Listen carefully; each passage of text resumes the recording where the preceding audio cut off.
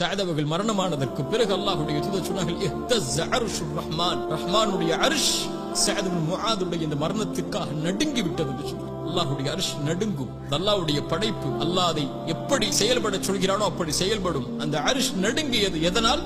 பயத்தால் அல்ல, கவலையால் அல்ல, அன்பால். ஒரு தன்னோடு தன்னுடைய நேசரை வரவேற்பதற்குரிய மகிழ்வால் அல்லாஹ் ரப்புல் ஆலமீன் அர்ஷை நடுங்கச் செய்தான். அல்லாஹ் விரும்பினான். யார் அல்லாஹ்வின் சந்திப்பை நாடுகிறார்களோ அவர்களின் சந்திப்பையும் அல்லாஹ் நாடுவான். அல்லாஹ்வுடைய தூதர் சொன்னார்கள் சஅதுடைய மரணத்திற்காக அல்லாஹ்வுடைய அர்ஷ் ஆடியது. 7 வானத்தின் கதவுகளும் திறந்து விட்டது.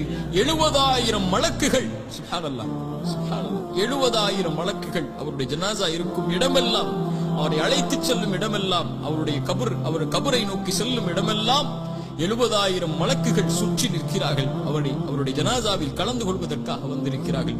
இந்த அல்லாஹ்வுடைய தூதர் ஸல்லல்லாஹு அலைஹி வஸல்லம்